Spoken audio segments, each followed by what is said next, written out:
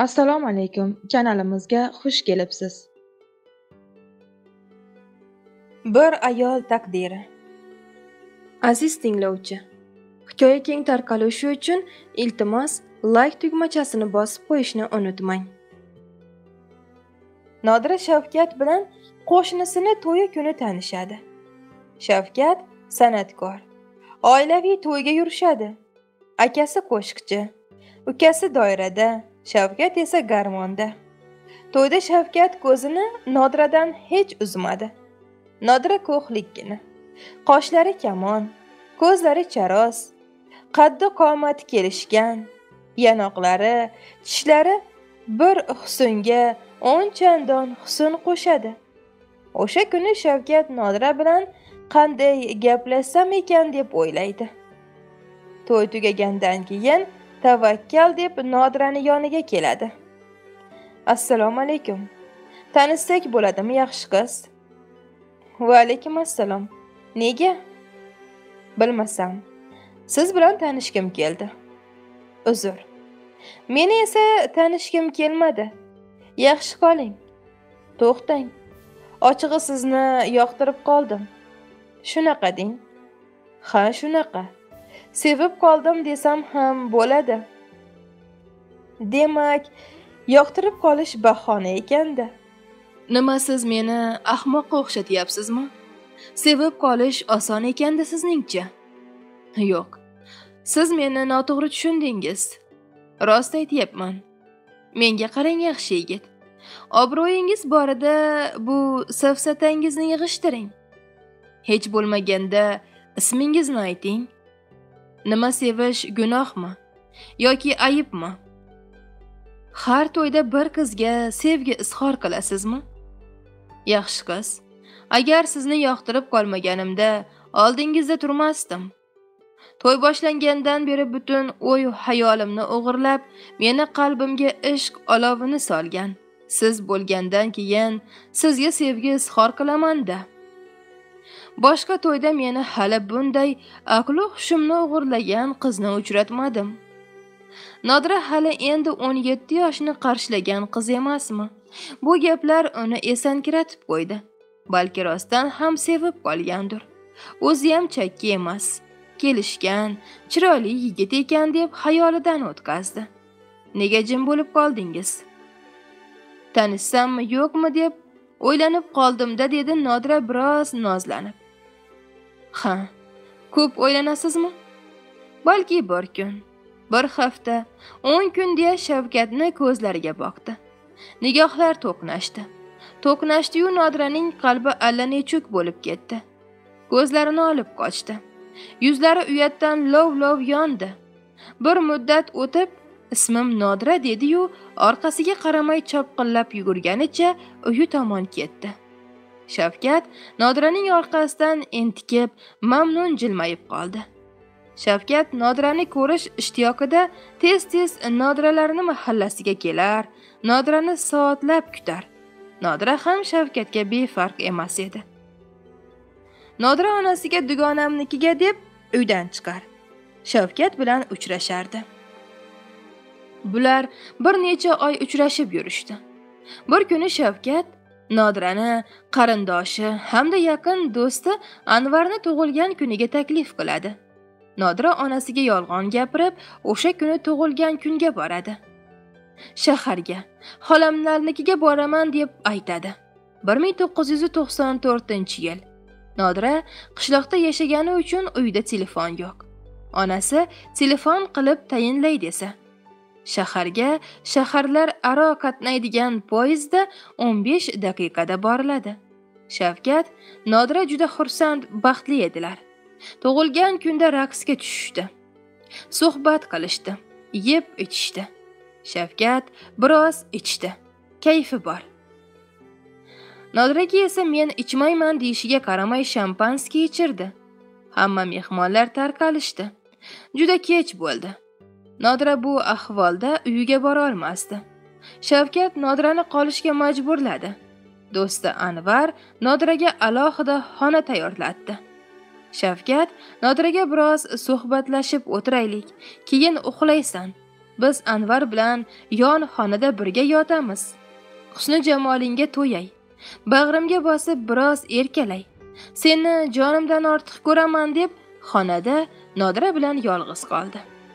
Nodirani sochlarini silab, hidlab o'ziga tortib bag'riga mahkam bosdi. Nodira ham uni bag'rida o'zini butunlay unutib, ishqdan mast bo'lgandi. Bu ikki yosh o'sha kuni o'zlari xohlamagan holda bilib bilmay gunohga botishdi. Nodira nima qilib qo'yganini afsus keyin kech tushundi. Onasi Nodiradan buni kutmagandi. Seni shu niyatda katta qilganmidim? Ko'rnamak, otangni o'ylamadingmi? Otang eshitsa bu isnodga qanday chidaydi? Bizni tiriklayin o'ldirmoqchimisan, gapir. Mahallada qanday bosh ko'tarib yuramiz deb yig'lab qizini urib qarg'ardi. Shavkatni uydagilar esa Nodirani olib bermaymiz deb turib olishdi. Nodirani uydagilar Nodirani shifokorga olib borishdi. U homilador. Shundan keyin Shavkatni sudga berib, qonun oldida javobgarlikka tortishmoqchi edi. Bu gapdan xabar topgan Shavkatning opalari Nodirani uyiga sovchilikka kelishdi na iloj. Bir necha kun ichida to'y bo'ldi. Hovlida alohida solingan bir xonali uy bor. Shu uyga tushirishdi kelinni. Nodira bilan Shavkat baxtli edi. Nodira chaqqongina, kulib turgan, gapga chechan, uy ishlarini yelib yugurib qilardi. Qancha oyjon deb kulib xizmatini qilsa ham qaynonasini ko'nglini ola olmasdi. Turmushga chiqmagan, o'zidan 2 yosh katta qaynopasi Sayyora bor edi. Ovqat qilsa masalliqlarni Sayyora o'lchab berardi. Uyning ichida alohida bir xonalari bor edi. U xonada hamma yeb ichiladigan narsalar saqlanardi. Kaliti qaynonasida. Qaynona biror yerga ketadigan bo'lsa, Sayyorada bo'lardi. Shavkat kunora to'yga ketardi. To'ydan kelishi bilan onasi darvozani oldida kutib olib, Shavkatning qo'lidagi hamma pullarni, hamma narsani supurib olardi. Keyinchalik Shavkat ham uyga kelmasdan oldin yo'lda biroz pulni paypog'ini ichiga yoki yeng ichiga yashirib uyga kelardi. Onasiga mana tushgan bor pulim shu deb berib xonasiga kirib ketardi. Nodira homilador emasmi? Ko'ngli u bu narsa tuzar. Shavkat hozir deb chiqib ketar. Nodirani ko'ngli tusagan narsani yeng ichida yashirib olib kelardi. Kechqurun hamma uxlagandan keyin Nodira Shavkat keltirgan narsalarni yer edi. Bir kuni Shavkatning qarindoshlarinikida to'y bo'ldi. Nodira, Shavkat hammasi to'yga ketishdi. To'yda Nodirani dardi qo'zg'ab qoldi. Hali vaqt bor edi. Homila endigina 7 oylik bo'lgandi. Shavkat Nodirani darhol tug'ruqxonaga olib keldi. 2 soat o'tmay Nodira o'g'il farzandli bo'ldi. Tug'ruqxona Nodiraning onasini uyiga juda yaqin joyda edi. Ertalab tongi soat 4larda Shavkat qaynonasining uyiga suyunchiga keldi. O'g'il nabira muborak deb. Hali vaqt bor edi. Qalay qizimning ahvoli yaxshimi? Kasalxona 2 qadam bo'lsa, nega kelganingizdayoq xabar qilmadingiz deb kuyovidan ranjidi. Oyijon, sizlarni yarim kechasi bezovta qilib xavotirga qo'ymay dedim. Ona bola har ikkalasining ham ahvoli yaxshi. Ilohim chaqaloqni umri rizqi bilan bergan bo'lsin yaratgan egam. Qadamlari qutlug' bo'lsin, xayrli farzand bo'lsin deb duo qildi qaynonasi. Darrov oshxonaga kirib muzlatgichdan go'sht bilan tuxum oldi. Tovaga sariyog' qo'yib, go'sht bilan tuxumni qovurib, bir tovoqqa qo'ydi. Og'zini yopib, bir kichkina dasturxonga o'radi.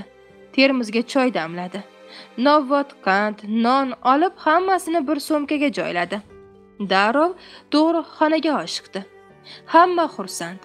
Yangi mehmon chaqaloq dunyoga kelganidan.